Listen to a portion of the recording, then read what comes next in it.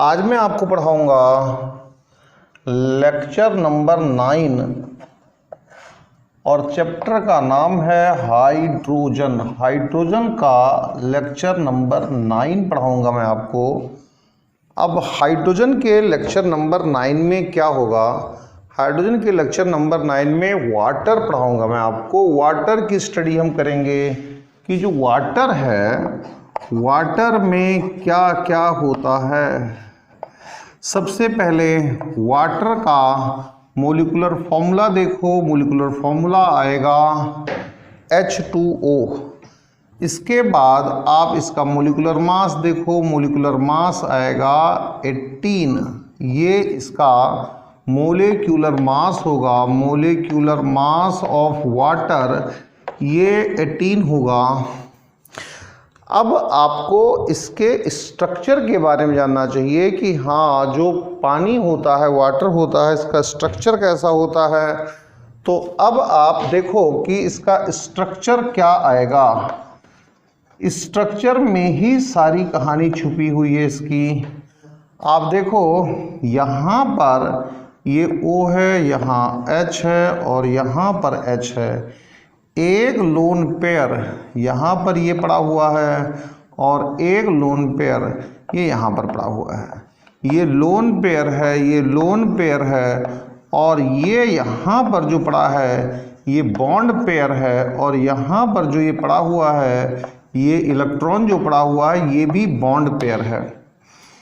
अगर आप इस ऑक्सीजन पर, जो ये ऑक्सीजन है, इस ऑक्सीजन पर हाइब्रिडाइजेशन डिसाइड करें, जो कि केमिकल बॉन्डिंग का पार्ट है, तो इस ऑक्सीजन पर जो हाइब्रिडाइजेशन आएगा वो sp3 हाइब्रिडाइजेशन आएगा। इस बात को आप अच्छी तरीके से नोट करिए कि इस पर जो हाइब्रिडाइजेशन आएगा वो sp3 होगा। केमिकल बॉन्डिंग में बहुत ही अच्छी तरीके से इसके बारे में डिस्कस किया जाता है कि हाँ भाई, जो वाटर है इसके ऑक्सीजन पर जो हाइब्रिडाइजेशन आएगा वो sp3 आएगा। अब इसके अकॉर्डिंग टू जो sp3 आया है, इसके अकॉर्डिंग टू आप इसकी ज्योमेट्री को देखिए और आप इसकी शेप और ज्योमेट्री दोनों को डिसाइड करिए कि हाँ, जो पानी है उसकी शेप कैसी होगी और जो पानी है उसकी ज्योमेट्री कैसे आएगी। यहाँ पर ये O है या H ले लो आप, ये H है, ये O है और ये H है। इसे आप यहाँ पर ये लोन पेयर ले लो, ये लोन पेयर हो गया। एक लोन पेयर कुछ ऐसा हो गया, यहाँ पर थोड़ा सा इस तरीके से मैंने बना लिया है। ये लोन पेयर है इसका। अब आप चलता हूँ, मैं आपको इसकी ज्योमेट्री बताता हूँ। चलिए, इस तरीके से आप इन्हें मिला लो और जब आप मिलाएंगे तो इसकी जो ज्योमेट्री आएगी पानी की, मैं बिल्कुल आराम से बता रहा हूँ। वाटर की ज्योमेट्री, जो ज्योमेट्री आएगी, ज्योमेट्री ऑफ वाटर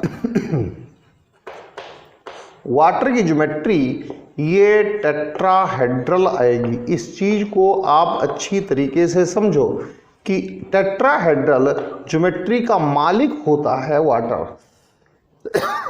जो वाटर है ये टेट्राहेड्रल ज्योमेट्री का मालिक होता है। अब जो लोन पेयर है, ज्योमेट्री में हम लोन पेयर को लेते हैं। जरा आप शेप की बात करो, जब हम शेप देखते हैं तब शेप देखते टाइम हम लोन पेयर को नहीं लेते हैं, और अगर लोन पेयर को नहीं लेते हैं, जो शेप आती है वो आती है V shape. V shape of water आती है। अगर आप इसका एंगल देखोगे तो जो ये बॉन्ड एंगल आता है, जो बॉन्ड एंगल आएगा वो बॉन्ड एंगल आता है 104.5 डिग्री का बॉन्ड एंगल आता है। और अब अगर आप इसका डाइपोल मोमेंट देखो, अगर आप इसका डाइपोल मोमेंट देखो तो इसका जो डाइपोल मोमेंट आएगा जो इसका डाइपोल मोमेंट आएगा वो आता है 1.85 डिबाई, 1.85 डिबाई, डी का मतलब डिबाई होता है। तो दोबारा से देख लो, इसमें इम्पोर्टेंट क्या है जो आपके दिमाग में होना ही होना चाहिए, जिसके बिना काम चलने वाला नहीं है, वो है इसकी ज्योमेट्री, कि हाँ भाई इसकी ज्योमेट्री टेट्राहेड्रल ही होती है, और जो इसका हाइब्रिडाइजेशन है वो sp3 है। अगर sp3 है तो जो ज्योमेट्री है वो टेट्राहेड्रल है। मैं थोड़ा सा प्रेशर दे करके इसलिए कह रहा हूँ क्योंकि आमतौर पर इसकी ज्योमेट्री को भी लोग बाग वी शेप या फिर एंगुलर लिखते हैं। वी शेप या एंगुलर लिखना ज्योमेट्री के लिए वो ठीक नहीं है। ज्योमेट्री टेट्राहेड्रल है। ज्योमेट्री में हम लोन पेयर को भी लेते हैं। ये बात बिल्कुल सही है कि इसका जो बॉन्ड एंगल है वो 104.5 ही होता है। ये डिग्री का बॉन्ड एंगल होता है। आप थोड़ा सा और अगर देखो तो जो ह्यूमन है, ह्यूमन बॉडी में पानी इसकी परसेंटेज होती है, वाटर परसेंटेज जो है वो अप्रॉक्सीमेटली 65% होती है। और जो आपके पास प्लांट हैं, प्लांट में जो वाटर परसेंटेज होती है वो नियरली 95% तक पहुंच जाती है। ये इतनी ज़्यादा पहुंच जाती है, 95% तक पहुंच जाती है पानी में। ये इतनी ज़्यादा तक पहुंच जाती है, ये प्लांट में वाटर की परसेंटेज बहुत ज़्यादा हो जाती है। अब आप इस बात को कहो कि बार बार मैं आपको इस ज्योमेट्री की बात क्यों कर रहा हूँ, आखिर क्या वजह है कि मैंने इस ज्योमेट्री की बात करी। आपको पता है बच्चों कि जो पानी है वो सॉलिड फेज में भी होता है एज ए आइस। जो वाटर है आपका, जो H2O जिसे हम लिखते हैं, वाटर जिसे हम H2O लिखते हैं, ये सॉलिड भी होता है। सॉलिड कहाँ होता है? आइस में होता है। और लिक्विड स्टेट तो आप इसकी अच्छी तरीके से जानते ही हैं, उसमें तो कोई दिक्कत है ही नहीं। और ये गैसेस स्टेट में भी होता है। कहाँ होता है? ये स्टीम में होता है। तो जो ये शेप है, कैसी शेप? टेट्राहेड्रल। इस शेप को एक्चुअली हम आइस में इसको ऑब्जर्व करने की कोशिश करेंगे। आइस में हम इसे देखने के लिए पूरी तरह से अपने दिमाग को लगा देंगे, भिड़ जाएंगे कि हाँ आइस में ये किस तरीके से होता है, किस तरीके से चलता है। आइस के लिए आपको इसे भिड़ा देना चाहिए। मैं फिर कह रहा हूँ कि इस चीज़ को आप अपने दिमाग में रखो, ये बहुत ज़्यादा ज़रूरी है। मैं बार बार कह रहा हूँ क्योंकि अधिकतर हम लोग इस मामले में कहीं ना कहीं परेशान रहते हैं। तो अब आप बात करो आइस की, क्योंकि आइस में भी बच्चा कई बार परेशान रहता है। तो आप आइस को देखो। इस टेट्राहेड्रल ज्योमेट्री को मैं रब नहीं करने जा रहा हूं, लेकिन आइस को समझाना जरूरी है। तो हम बात करते हैं इसके सॉलिड स्टेट की, वो है आइस। आइस जो है इसका सॉलिड स्टेट है, हम इसकी बात करते हैं। मैंने आपको आइस के लिए बताया कि भैया देखो, कुछ भी हो जाए, जो पानी है इसकी जो ज्योमेट्री होती है, ध्यान दीजिए मेरी बातों को, कोई तकलीफ, कोई परेशानी, किसी दिक्कत की बात नहीं है। ठीक है, ये बॉन्ड एंगल तो है, कोई दिक्कत नहीं, 104.5 का ही है, कहीं कोई परेशानी नहीं है। ये अपने टेट्राहेड्रल शेप को मेंटेन रखना चाहता है। यहाँ पर लोन पेयर खूब अच्छी तरह समझिए, ये अपने टेट्राहेड्रल शेप को मेंटेन रखना चाहता है। यहाँ पर लोन पेयर ऑफ इलेक्ट्रॉन है, बहुत भयंकर, बहुत अच्छी तरह समझिए, ये लोन पेयर ऑफ इलेक्ट्रॉन है। अब आप आगे की गाड़ी को समझो कि आगे हम क्या कहना चाह रहे हैं, क्या मैं आपको समझाने की इच्छा रखता हूं, क्या समझाऊंगा। यहां पर ये H है, H, और यहां पर मैंने ये O लिया, यहां पर मैंने H लगाया। ये जो है ये हाइड्रोजन बॉन्डिंग है, ये हाइड्रोजन बॉन्डिंग है। आपको ये भी केमिकल बॉन्डिंग में अच्छी तरह से बताया जाता है कि ये हाइड्रोजन बॉन्डिंग है, हाइड्रोजन बॉन्डिंग है, हाइड्रोजन बॉन्डिंग है, हाइड्रोजन बॉन्डिंग है। ऐसे ही कुछ हाइड्रोजन बॉन्डिंग ये वाला भी, ये भी करेगा। ये आप इस तरीके से हाइड्रोजन बॉन्डिंग शो कर दो। यहाँ पर इसे O दिखा दीजिए, ये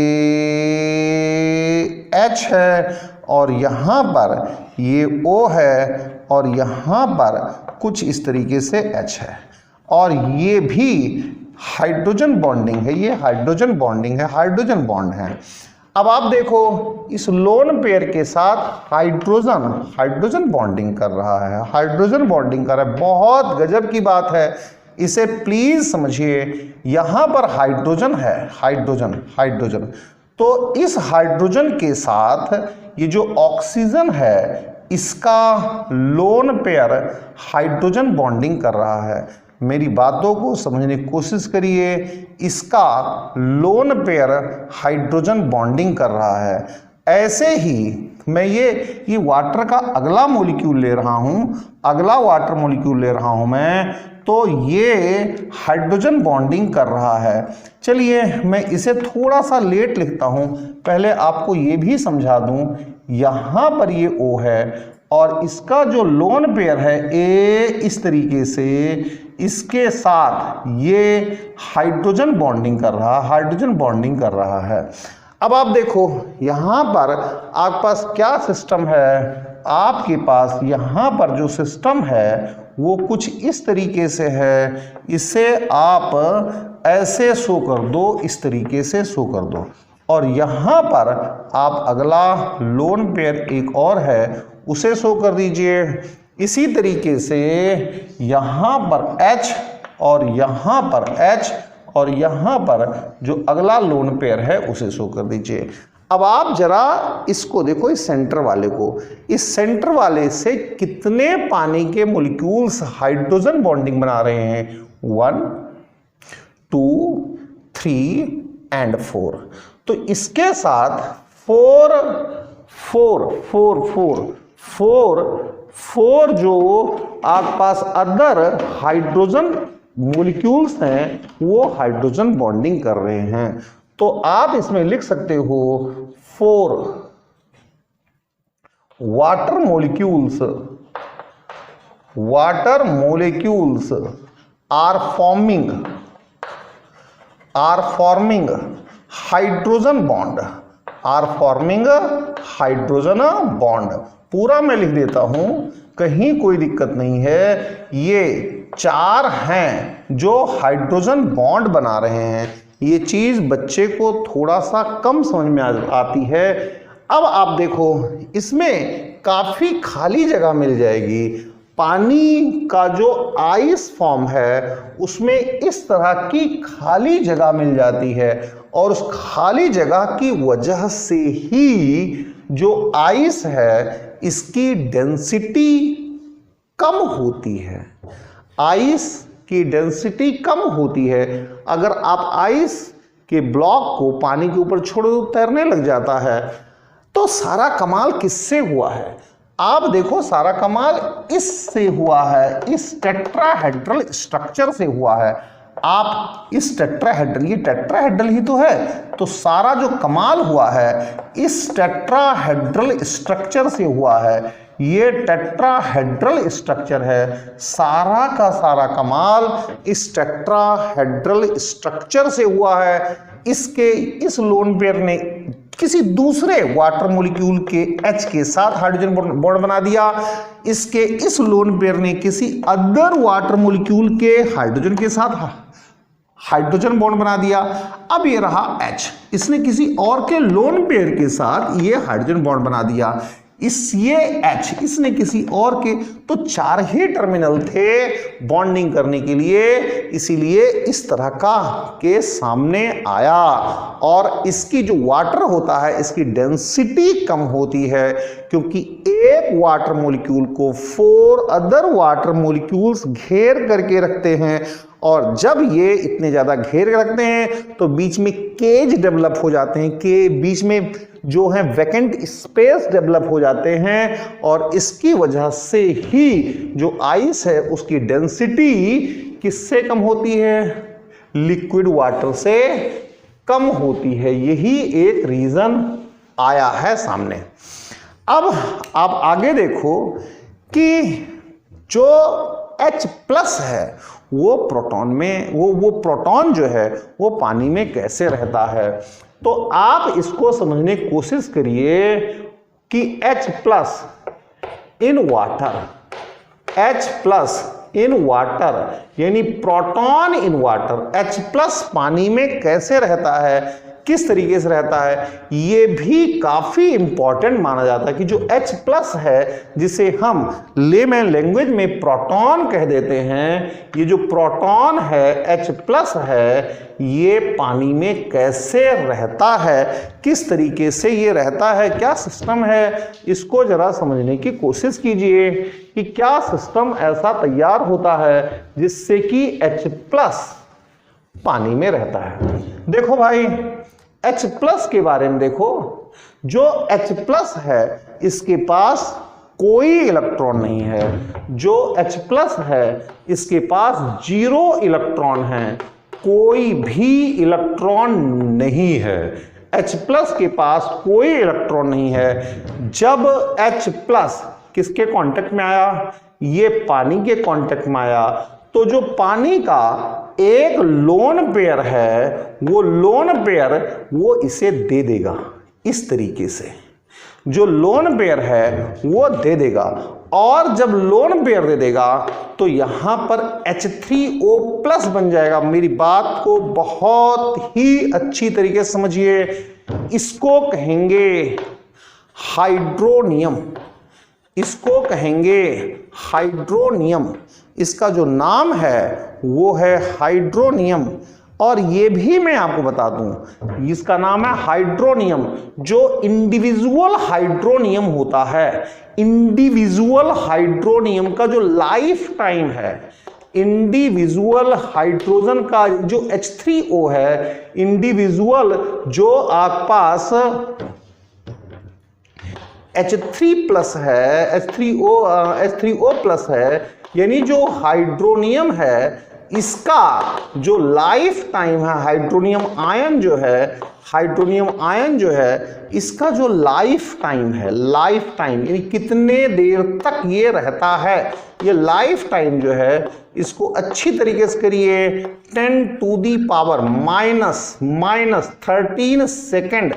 कहो मैं दोबारा से लिख दूं 10 टू दी पावर -13 सेकेंड तक इंडिविजुअल H3O प्लस कहीं रहता है, वरना फिर बॉन्ड टूट जाएगा, और फिर बॉन्ड टूट जाएगा तो फिर ये H प्लस बन जाएगा। 10 टू दी पावर -3 तक रहेगा, इसका लाइफ टाइम इतना ही है। तो अब बच्चों आखिर होता क्या है ये समझिए, आखिर होता क्या है। इसके हाइड्रेट्स बनते हैं, इसके क्या बनते हैं? हाइड्रेट्स बनते हैं। Hydrates of